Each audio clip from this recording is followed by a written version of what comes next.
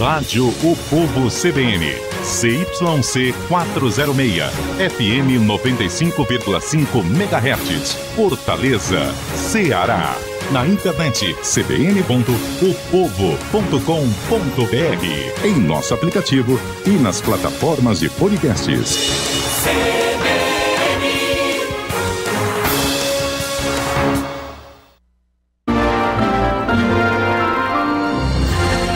Eleições O Povo 2024. Realização O Povo e Rádio O Povo CBN. Oferecimento Grupo Marquise.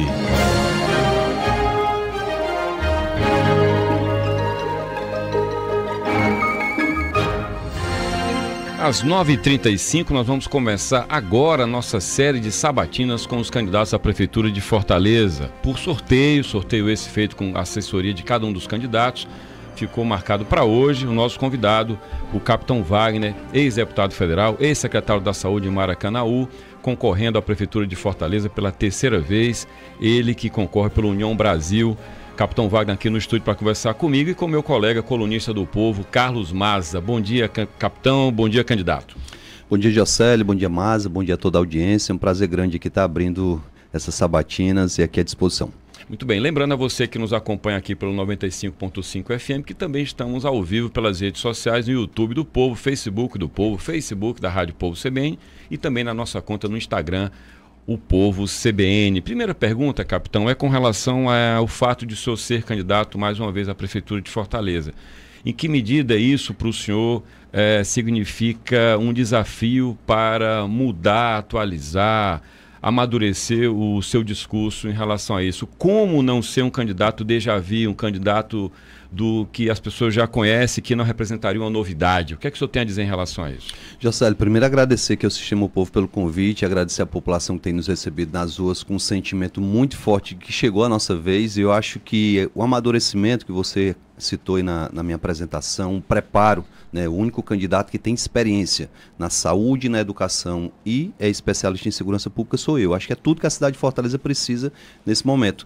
Então essa experiência que eu tive na Secretaria de Saúde em Maracanaú, o meu amadurecimento já com 45 anos de idade, a minha experiência parlamentar, fui vereador, deputado estadual e deputado federal, me permitem me diferenciar inclusive dos outros candidatos nesse sentido. Um plano de governo robusto, mas acima de tudo extremamente executável. A gente avaliou cada proposta de campanha para que a gente tivesse a condição de defendê-la sem qualquer contraponto dos adversários. Então essa experiência, essa maturidade, o sentimento de que a população não quer mais do mesmo, o sentimento de que Fortaleza não merece um outro poste que nada decide, é que nos dá certeza de que a gente está no caminho certo, de que a gente vai chegar no segundo turno e dessa vez ter uma chance de formar uma aliança que nos dê a condição de vencer a eleição.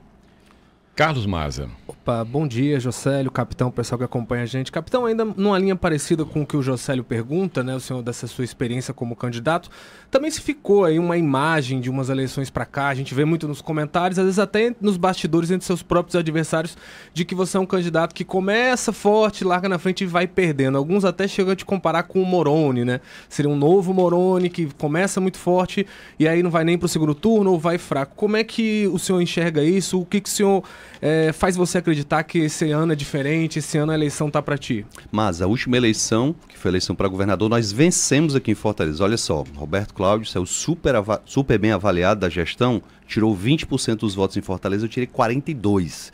Então isso nos dá uma certeza muito grande de que a gente está numa crescente. Pega o primeiro turno de 2016, tirei 30 pontos percentuais. O primeiro turno de 2020, tirei 33 pontos. E agora no primeiro turno para governador, não teve segundo, só o primeiro eu tirei 42%. Então isso mostra uma crescente, mostra um amadurecimento da nossa candidatura e me sinto hoje muito mais preparado, me sinto pronto e por conta disso não tenho dúvida de que a gente está no caminho certo. Hoje, nas ruas, quando a gente anda, o relato de pessoas que dizem: eu nunca votei no senhor, mas acho que chegou a sua vez. Eu nunca votei em você, mas acho que está na hora da gente mudar com responsabilidade. Então esse sentimento e essa fala que eu tenho escutado nas ruas é o que me dá certeza de que a gente está no caminho certo. Respeitando os adversários, acho que o grande diferencial da nossa candidatura é o respeito aos adversários, porque meu maior adversário não é o André, não é o PT, não é o Eduardo Girão. Meu maior adversário são as filas na saúde. Meu maior adversário é a taxa do lixo, que a gente vai acabar já no primeiro mês de governo. Em janeiro, acaba a taxa do lixo. E as pessoas estão comparando. O Sarto já reafirmou. Se ele ficar, a taxa do lixo permanece. Se o capitão for prefeito, já em janeiro, a gente acaba com a taxa do lixo. Capitão, muito bem. Vamos falar das questões operacionais de uma prefeitura, saindo um pouquinho da política para entrar na vida real da gestão pública. O senhor fala, vou acabar a taxa do lixo. Como é que o senhor vai dar conta dessa despesa sem a taxa? Inclusive lembrando que o argumento da prefeitura para criar a taxa foi uma questão legal. Ela tinha que obter esse recurso para tocar essa agenda da reciclagem, a agenda da limpeza pública. Jocélio, durante quase 300 anos a prefeitura de Fortaleza custeou o recolhimento dos seus resíduos sólidos e resolveu em 2022 aprovar uma taxa do lixo a partir de uma lei federal, o Marco Regulatório do Saneamento Básico, que tem como foco principal ampliar o número de casas com saneamento básico, com esgoto e com a ligação de água. E infelizmente o que tem lá na lei é que a prefeitura pode optar, ou ela cria a taxa do lixo, ou ela continua pagando pelo recolhimento, como Maracanã continua pagando, como 180 municípios cearenses continuam pagando, mas o prefeito optou pela maneira mais fácil, colocar o contribuinte para pagar uma conta que é da prefeitura. Eu tenho plena convicção que com o enxugamento que a gente vai fazer da máquina, porque a máquina está inchada, 60 secretarias é algo que a gente não aguenta mais sustentar. Por que são tantos impostos? Por que aumentou o IPTU? Por que aumentou o alvará, que passou a ser anual? Por que criaram a taxa do lixo? Porque a máquina, cada ano que passa, fica mais inchada por conta dos acordos políticos. Eu tenho plena convicção que com o enxugamento da máquina, com as novas receitas que a gente vai ter, a partir de uma ideia, inclusive, que o governo do estado já copiou, e eu tenho que parabenizar o governador, que são os name rights, que é você vender o nome do presidente Vargas, vender o nome de um Cuca, para que uma marca possa lá colocar o seu nome e a prefeitura ter uma nova receita. Com o trabalho que a gente vai fazer para economizar o valor que a prefeitura paga com a sua energia. Olha só, a prefeitura de Fortaleza paga por ano quase 200 milhões de reais de energia. Na medida que a gente vai implementar painéis de energia solar em todos os equipamentos públicos, a gente tem a condição de reduzir essa conta pela metade. Com esse choque de gestão, com a equipe comprometida e competente, eu tenho plena convicção que a gente vai aliviar o bolso do contribuinte e vai ter uma gestão muito mais eficiente, podendo entregar para as pessoas uma melhor prestação de serviço. Capitão, eu vou puxar um pouco de volta para a política. Eu ainda quero falar sobre cidade também contigo, mas eu queria insistir mais um pouco nesse assunto para falar. O senhor mesmo citou aí o André Fernandes, candidato do PL, né? A gente vê claramente ali, ouvindo até nos bastidores, que uma aposta muito forte da campanha do PL é que eles vão tirar voto de você, né? Seja com a associação ali ao Bolsonaro, seja pela questão da direita, da segurança pública, que ele aposta muito. Aí eu queria te fazer duas perguntas sobre isso, né? Primeiro, como é que você vê isso, né? O André já tem te chamado de tapioca, né? Que vira de lado, tem partido pra cima de ti ali nos debates, né? Criticando, inclusive, a sua gestão lá em Maracanã na saúde, disse que o número que você cita não é verdade, é fake news, chamou disso. Como é que você avalia essa opção do PL por te atacar? Como é que você vê essa questão? Ele vai tirar voto de ti? E segundo, ele te criticou bastante ali por esconder o Bolsonaro, mas até agora a gente não viu muito o ex-presidente ali na campanha do PL. Como é que é isso? O André tá escondendo o Bolsonaro na campanha? Mas, primeiro a gente lamenta os ataques, né? Até porque até ontem o André era nosso apoiador, dizer que eu era o melhor candidato a prefeito em 20, dizer que eu era o melhor governador em 2022. E lógico, por querer ter o espaço dele, ele optou, em vez de vir para a proposta, ele veio para a crítica, veio para o ataque. Eu respeito a postura, respeito a estratégia dele, mas você mesmo está falando, do que ele me acusava, ele está fazendo, né? Se de fato era uma questão de esconder Bolsonaro, está muito claro que na propaganda de TV não está aparecendo Bolsonaro, está muito claro que o material de campanha que era verde e amarelo passou a ser azul. Eu até agradeço, porque azul é a cor tradicional da nossa campanha, mas o André não é meu adversário. Meu adversário, como eu já falei agora há pouco, a taxa do lixo. Meu grande adversário são as filas de atendimento na saúde. Acabei de receber uma pergunta aqui de uma pessoa que acompanha o Sistema O Povo em relação à questão do autismo. Eu posso falar do autismo com tanta propriedade que em 2013, quando vereador, eu conheci essa bandeira e de lá para cá eu me agarrei a ela. Lá em Maracanã a gente conseguiu garantir para as mães atípicas e crianças neuropediatra, a gente conseguiu educador físico, ortopedista, nutricionista. Lá tem fisioterapeuta, terapeuta ocupacional, tem também fonoaudiólogo. A gente tem as 4 terapias, desde a arte-terapia, a musicoterapia, a ecoterapia, que é a terapia com cavalos, e também a hidroterapia. Isso me dá uma condição muito tranquila de optar pelas propostas em vez de ataques. Não faz sentido eu estar atacando o André ou qualquer outro adversário, até porque a gente pode estar junto num dado momento no segundo turno, quem sabe, indo eu ou ele para o segundo turno, aqui eu não estou com arrogância nem prepotência, a gente pode estar junto, então respeitar o adversário é o caminho para que lá na frente, havendo aliança, a gente tenha também a condição de somar esforços e vencer a eleição. Uma das pautas principais de uma cidade como Fortaleza é a mobilidade urbana. Tem muitos ouvintes mandando perguntas sobre isso, sobre o que é que o senhor pensa em relação à mobilidade. Eu agregaria essa questão, o transporte público na cidade. Nós temos uma frota que está mais velha do que já fora. Tem uma tarifa que, segundo os empresários, não dá conta dos investimentos que tem que ser feito. Tem uma prefeitura que contém esse aumento porque sabe do impacto social disso tudo. O senhor, com a caneta na mão, como prefeito de Fortaleza, o que é que o senhor faria em relação a melhorar a frota, porque exige investimento, mas para isso tem que ter tarifa mais alta? O que é que o senhor faria em relação a essa pauta, transporte público, frota de ônibus? Jocélio, eu acho que a gente tem que ter um esforço em conjunto. Prefeitura e empresas que transportam os passageiros em Fortaleza para a gente ofertar o que eles não têm hoje. Por que o passageiro está fugindo do transporte coletivo para andar de Uber, para andar na sua própria motocicleta ou no seu carro? Porque o transporte público ele nem é confortável, nem ele é seguro. Quando eu digo confortável, viver numa cidade como Fortaleza, quente como é, e andar num ônibus que não tem ar-condicionado, é coisa que poucas pessoas suportam, só aquelas que não têm condição realmente de ter uma outra alternativa. O que não é confortável? É você estar na parada do ônibus e demorar a chegada do ônibus, você chegar atrasado no trabalho ou no seu compromisso. Então a gente tem que garantir primeiro o conforto dos passageiros, e aí tem que ser um esforço em conjunto, prefeitura com os empresários, a gente sentar e dialogar para ver de que maneira a prefeitura pode colaborar para que esse conforto ele venha a surgir. E segundo, garantir a segurança do transporte coletivo. O que aconteceu ao longo do tempo? Os empresários adotaram medidas completamente corretas no sentido de diminuir a circulação de dinheiro. Por exemplo, o próprio bilhete único, o cartão, ele evita que o dinheiro esteja circulando e, com isso, diminui a possibilidade de assaltar os funcionários da empresa, né? Nem cobrador a gente tem mais praticamente nos ônibus. Isso protege a empresa, mas os assaltos continuam acontecendo e as vítimas são os passageiros. Então, como é que a gente vai garantir essa segurança? Primeiro, com o Tô de Olho, que é um programa de governo que a gente já colocou no nosso plano, a gente vai ter um sistema de vídeo monitoramento de câmeras, com câmeras inclusive dentro do transporte coletivo, para evitar, por exemplo, que as mulheres sejam assediadas. Quantas mulheres nos ônibus lotados não são assediadas? Com o Tô de Olho a gente vai diminuir essa incidência e vai punir quem praticar esse crime dentro do transporte coletivo. Essas câmeras serão leitura facial. Com isso, a gente vai diminuir o número de criminosos circulando nos nossos ônibus. Eu vou citar aqui o caso de São Paulo. Capitão Derrite, que é o secretário de segurança lá, fez uma parceria com o Allianz Parque, que é o estádio do Palmeiras. E ele me falou: Wagner, no primeiro jogo nós prendemos 20 indivíduos que tinham mandado de prisão em aberto.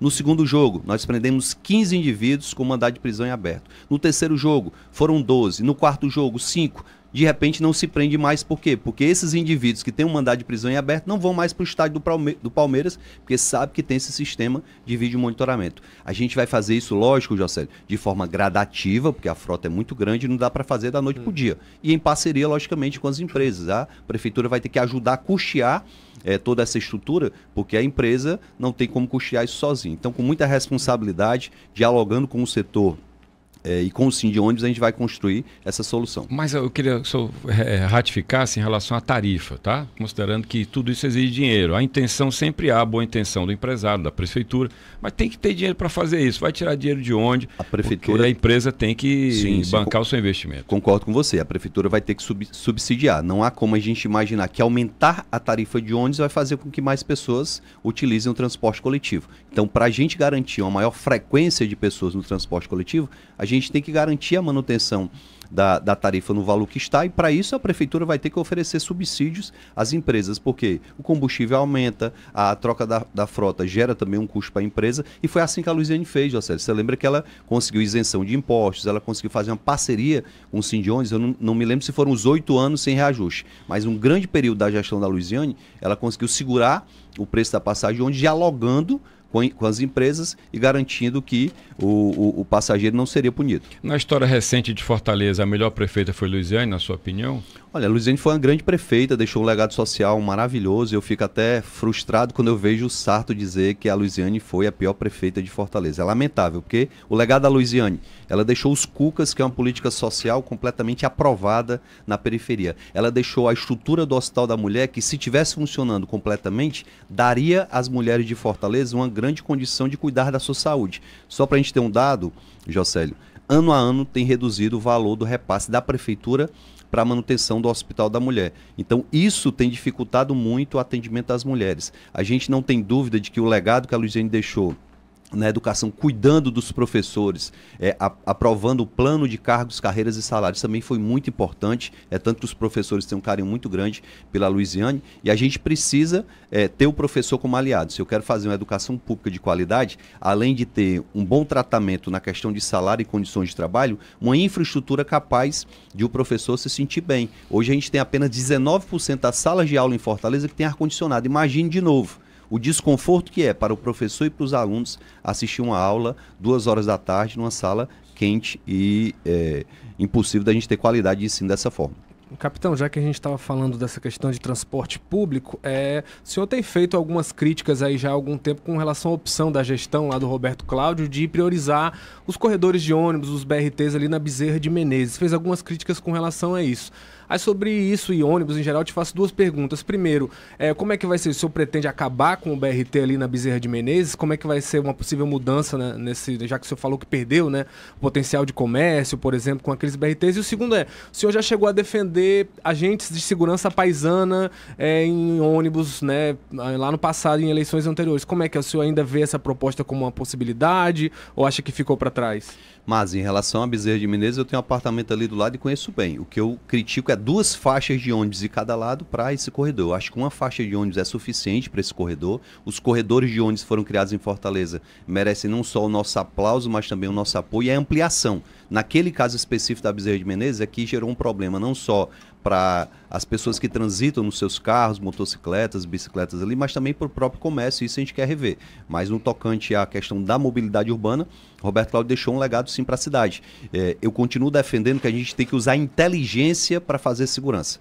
Maza, tem gente por aí propondo entrar nas comunidades de Fortaleza com fuzil para guerrear com o crime organizado. Esse não é o papel da prefeitura. Eu tenho e defendo que a Guarda Municipal esteja treinada, equipada e armada para proteger as pessoas.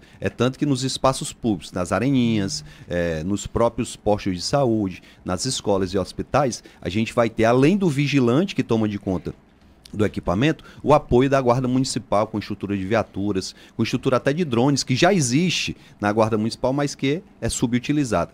Em relação ao transporte coletivo, eu continuo defendendo o sistema de câmeras com vídeo monitoramento e o acompanhamento com inteligência. Um profissional, de repente, numa linha que tem uma maior incidência de assaltos para monitorar aquele espaço, ele é viável sim. Eu nunca defendi em cada ônibus um profissional, porque isso é inviável, a quantidade de profissionais não é suficiente.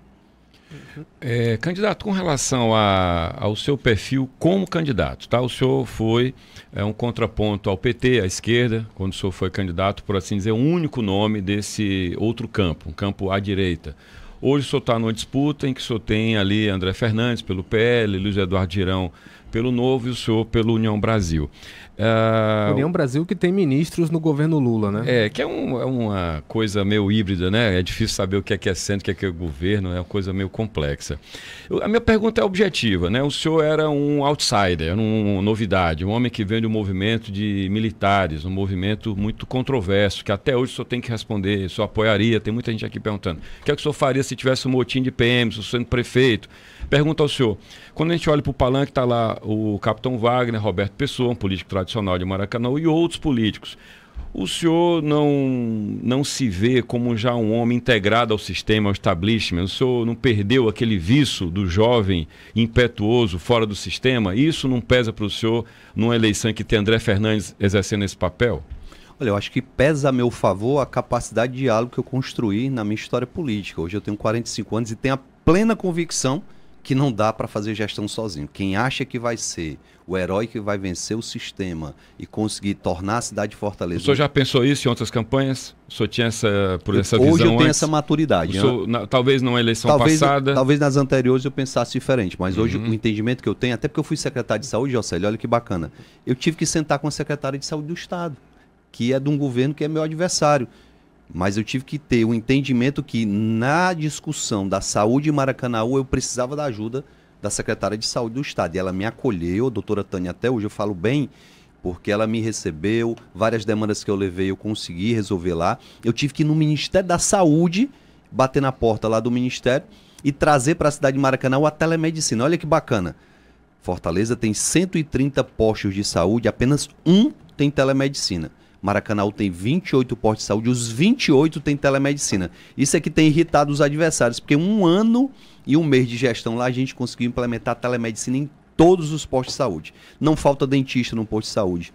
Em Maracanã, o posto de saúde lá, em determinadas épocas do ano, quando tem as arboviroses, a gente amplia o horário de funcionamento para a noite, para o final de semana. Então a gente conseguiu fazer uma boa gestão lá em Maracanã, porque a gente teve a capacidade e a humildade de pedir ajuda. Quem acha que vai ser prefeito de Fortaleza, que não vai dialogar com o governo do estado, que não vai dialogar com o governo federal, não vai fazer uma boa gestão. Aí eu tenho que citar aqui o Tarcísio.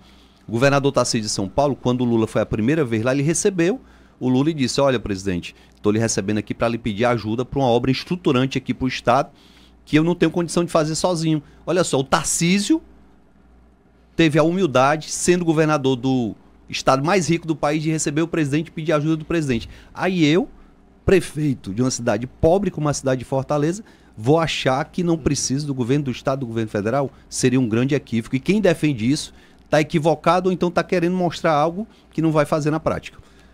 Capitão, vou te perguntar agora 2 coisas com relação a essa questão militar, né? A gente tem um projeto ali, aquele programa de escolas cívico-militares, que não é da prefeitura, né? É federal, agora foi um pouco descontinuado na gestão do Camilo Santana no Ministério da Educação, mas a gente tem iniciativas partindo de prefeitos e governadores de alguns lugares para adotar isso. Como é que o senhor avalia esse modelo? Você acha que deveria voltar a investir mais o governo com relação a isso? E agora também outra questão, já aproveitando a sua ligação com a Polícia Militar aqui do Ceará, o governador Eumano de Freitas tem anunciado recentemente uma decisão polêmica de voltar, né, a destinar o hospital lá da Polícia Militar, o antigo, né, o Martiniano de Alencar, voltar a ser exclusivo para policiais militares. Como é que você avalia essa proposta do governador agora aí que está saindo do papel? Mas, primeiro, em relação à questão das escolas, eu tenho plena convicção que a gente tem que universalizar o ensino em tempo integral na cidade de Fortaleza. A escola em tempo integral já foi testada, aprovada pelos alunos, pelos pais e também por todos que fazem parte da educação. E dentro desse formato de escola em tempo integral, nós temos, a nível de estado, escola técnica e escola convencional. Então, da mesma forma, a nível de prefeitura, a gente pode ter uma escola em tempo integral com formatos diferentes. Eu tenho um compromisso, inclusive, com os guardas municipais de Fortaleza, de ter uma escola da Guarda Municipal nos moldes que existe a escola, o Colégio da Polícia Militar, que permite que os filhos dos policiais, dos bombeiros, possam se matricular lá para ter um ensino diferenciado. Então, tenho esse compromisso com a Guarda Municipal, bem como não vejo problema em a gente ter também esse modelo. Não pode ser majoritário, não pode ser prioritário, mas a gente ter também esse modelo para ofertar para os pais, aqueles que quiserem, os professores que quiserem ensinar lá. O Roberto Pessoa fez isso em Maracanã, e quem conhece a educação de Maracanã sabe o quanto os pais aprovam o modelo de ensino que existe lá em Maracanã. Então, repito, não vou universalizar, eu acho que a gente tem que ofertar uma opção a mais, além da escola da Guarda Municipal, que é um compromisso que eu tenho com a categoria também, uma escola nesse modelo para que os pais que queiram possam matricular seus filhos lá.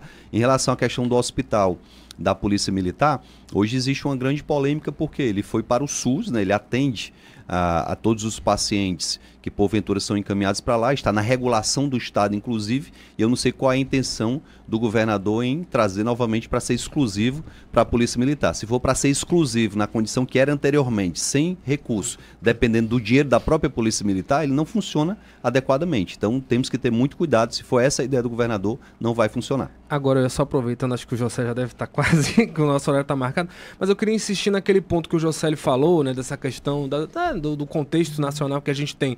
Como é que é? O senhor eleito, o senhor, certamente a gente sabe que a situação da polarização no Brasil é uma realidade, vão querer ele contabilizar se você ganha a eleição. Você é uma vitória da base do Lula ou uma vitória da oposição? É a vitória do povo de Fortaleza. O meu padrinho nem é o Lula, nem é Bolsonaro, né? Eles estão apadrinhando seus candidatos, eu tenho dito desde o começo da eleição. Meu maior padrinho é o povo de Fortaleza. Eu tenho meu lado é Fortaleza, e o meu maior aliado é o eleitor que está me assistindo nesse momento. O senador Eduardo Girão, esse fim de semana, disse, né, que o senhor não é de oposição, União tem ministros no governo, o senhor discorda então dele? Olha, eu respeito muito o Eduardo Girão, é um amigo pessoal querido, que deve estar junto com a gente aí no segundo turno, com plena convicção, não tenho dúvida disso, então não tem porquê eu contrapor a opinião dele, que eu respeito. Ele já falou isso para mim, eu respeito mais a opinião do Girão e não vou, de forma nenhuma, bater boca com o Girão por conta disso. Tem uma pergunta do médico Marcelo Alcântara, são duas perguntas, eu vou juntá-las, capitão. Qual o plano do senhor para a transformação digital da saúde pública e a interoperabilidade dos sistemas para registro eletrônico de pacientes? É uma pergunta mais técnica. A segunda é qual o plano para a carreira e vencimentos de profissionais da saúde para os programas de residência médica e multiprofissional? Jocélio, para mim é muito tranquilo falar do assunto, porque eu cheguei em Maracanaú e a saúde em Maracanaú era completamente analógica. A gente conseguiu digitalizar a saúde lá. Hoje, cada agente comunitário de saúde anda com um tablet, faz a visita lá na casa, insere os dados no tablet que vai direto para o sistema de saúde do município, que interage inclusive com o sistema de saúde do estado. Quando eu cheguei lá também não havia interação entre o sistema de regulação do município de Maracanaú com o sistema do estado. E foi por isso que eu sentei com a doutora Tânia e perguntei a ela, doutora Tânia, qual é a forma da gente interagir e conversar digitalmente os dados de Maracanaú com os dados do estado? E a gente conseguiu, com a ajuda dela, viabilizar isso também. Então a gente pretende, aqui no município de Fortaleza, primeiro ter o prontuário eletrônico do fortalezense interligado a todo o sistema. Hoje existem vários prontuários, esses prontuários não se conversam. A gente quer, inclusive, que esse prontuário do fortalezense ele esteja acessível, inclusive para a rede privada, para alguém que de repente passou por um posto de saúde, quando chegar no hospital privado, o médico tem acesso a essas informações. Existem mecanismos tecnológicos para isso e a gente vai implementar. Além disso, eu tenho um compromisso com os servidores, não só da saúde, da educação e da segurança, de sentar com eles para que a gente possa fazer o que o Sarto prometeu 3 anos e meio e não fez. O Sarto conversou com os servidores durante 3 anos e meio, prometendo atualizar o PCCS, que está desatualizado há 17 anos, e não o fez. Meu compromisso é já a partir de janeiro de 2025 começar a sentar com todas as categorias, de posse dos números da prefeitura, dos recursos, mostrar o que dá para fazer no primeiro ano, o que dá para fazer no segundo, no terceiro e no quarto, porque não dá para fazer tudo de uma vez. Mas os servidores terão um prefeito que também é servidor público e sabe o quanto é importante ter o servidor motivado, o servidor valorizado para que ele possa prestar um serviço de qualidade. Eu fiz isso em Maracanaú, honrei todos os meus compromissos lá como secretário de saúde e farei aqui também em Fortaleza. O que é que o senhor vê de positivo na gestão atual do prefeito Sarto e que o senhor manteria na sua gestão? Olha, eu acredito que se o Sarto tivesse trabalhado a questão da infraestrutura como ele está trabalhando agora na véspera da eleição, se tivesse sido os 4 anos, com certeza o resultado seria bem melhor. Você assumir uma gestão, ficar sumido durante 3 anos e meio e aparecer fantasiado, querendo dar uma de garotão da periferia, eu acho que a estratégia foi completamente equivocada. O Sarto, agora, no final da gestão, resolveu trabalhar, mas Fortaleza merece um prefeito que trabalhe os 4 anos e que trabalhe para a cidade toda. Ontem eu fui fazer uma carreata lá no Parque Dois Irmãos e eu vi o quanto o Parque Dois Irmãos está abandonado. Eu estava conversando com meu pai de manhã antes de vir para cá. Vou repetir, meu pai mora ali na divisa do Bom Sucesso com o João 23. Meu pai está pagando a taxa do lixo, o vizinho está pagando a taxa do lixo, o outro vizinho. Essa história de que a periferia ficou isenta do pagamento da taxa do lixo não existe. Então faltou ao Sarto trabalhar os 4 anos. Sumiu, chegou agora, fantasiado, assim não dá. Capitão, muitas participações, perguntas diversas, né? Tem gente aqui que vota no senhor, que está elogiando, tem gente que não vota, tem de tudo. É tudo público, está nas nossas redes sociais, no YouTube, no Facebook. Tem, por exemplo, aqui uma questão sobre guarda municipal. Se o senhor puder responder rapidamente, o que é que o senhor tem de plano para guarda? O senhor falou que é uma escola para guarda municipal. Pergunta se o senhor vai chamar o pessoal que foi aprovado no concurso. Pergunta qual é o seu plano para a Guarda Municipal na gestão que vem. E aí, rapidamente, queria que o senhor dissesse qual o papel da Prefeitura na segurança pública em linhas bem gerais. Resumidamente, Jocélio, eu tenho um compromisso com os aprovados nesse último concurso de ampliar o número de convocados. A gente vai mandar uma lei para a Câmara para ampliar essas vagas, né? A gente quer chamar mais 1.000 aprovados, além dos que o Sarto já chamou, para ter o maior efetivo e a melhor Guarda Municipal do Brasil. Eu tenho dito muito que os policiais militares, policiais civis e policiais penais terão inveja da Guarda Municipal, porque vai ser uma corporação que vai ter toda a estrutura para poder trabalhar e entregar um bom resultado. A Guarda Municipal terá o papel de proteger as pessoas e levar paz para as comunidades, isso precisa ficar muito claro. Não é papel da Guarda Municipal e guerrear nas comunidades, e sim levar a paz, a tranquilidade. A prefeitura vai chegar com serviços públicos, a gente vai melhorar a iluminação pública e com isso ter uma periferia muito melhor assistida. Ok, capitão, haveria naturalmente mais perguntas, o tempo acabou. Muito obrigado então pela sua participação, voltamos a falar ao longo da campanha. Bom dia para o senhor. Obrigado, Jocélio, obrigado, Maza, que Deus abençoe a todos. Esqueça não, 44, Capitão Wagner para prefeito.